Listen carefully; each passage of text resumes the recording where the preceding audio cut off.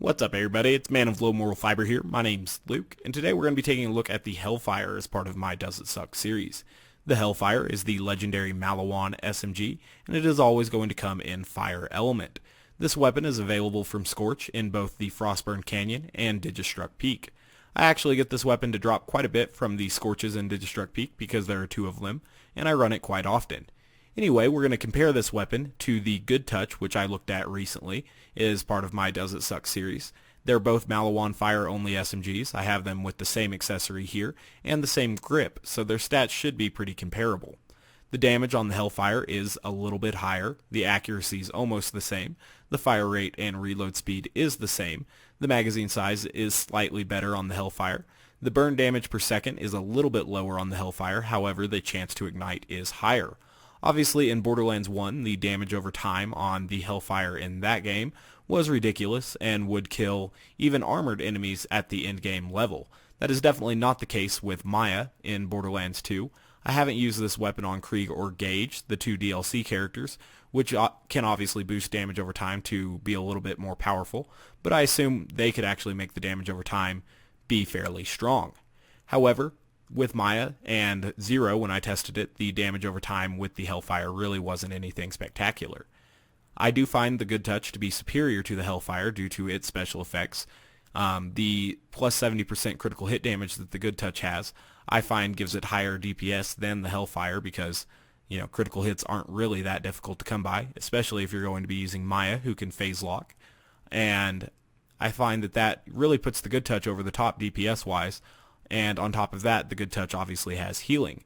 However, that's not to say that the HellFire is a bad weapon, and we're going to test it out here in the Bloodshot Stronghold using a Fire Bone of the Ancients relic and a legendary cat class mod, and you'll probably notice and think that the HellFire kills enemies pretty damn quickly. And it does. It's just not incredibly spectacular.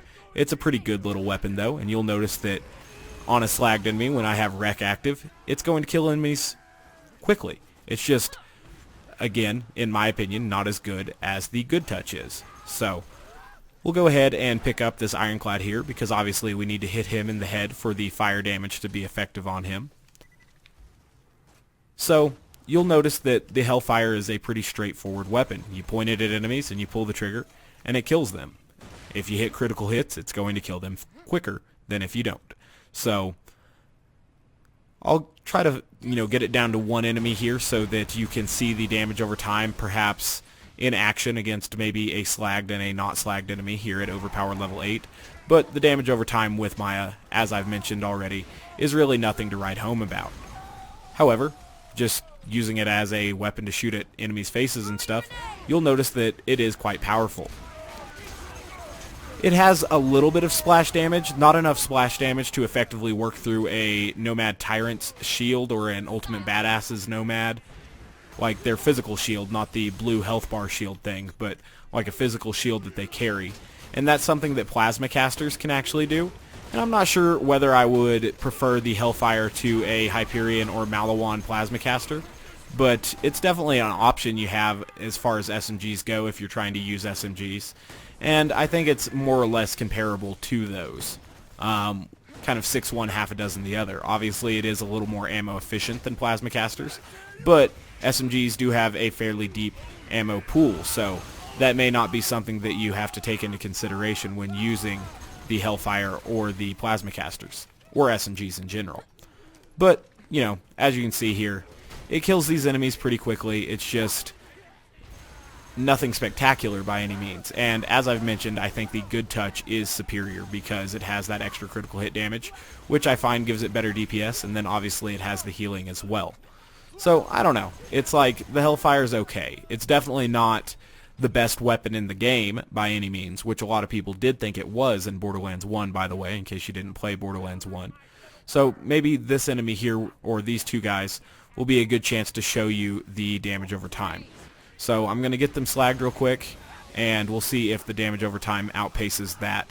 So it did go ahead and kill this guy, and you can see that it is slightly outpacing the health regeneration here, but not by a huge amount or anything like that. The damage over time is alright, it's just not huge. Perhaps with Krieg or Gage, though, it could be a little bit more powerful. Damage over time, though, is not my favorite strategy, and I actually did not like using the weapon in Borderlands 1 because I thought it was just kind of silly how that you could just melt through armored enemies and use that damage over time to, you know, beat Moxie's Underdome and stuff like that. It just wasn't my preferred way to play Borderlands 1. But it was a very popular weapon, I noticed, so maybe my opinion on that is very uncommon. So I'm just going to use it a little bit longer here in the Bloodshot Stronghold. I think that you guys are getting a pretty good idea for what this weapon is capable of. It's okay. It's a pretty solid SMG, actually, I'd say. However, it's not a top tier weapon in my opinion. I do think that the Sandhawk would easily outdamage it as a fire SMG, obviously. And beyond that, I find that the Good Touch is just a superior version of the HellFire. So, we're going to continue using it here and see how we do. I'm a little bit confused as to where to actually aim when the enemies get phase locked in weird positions like that. So, again, just kind of pretty standard, straightforward weapon. You kill things with it.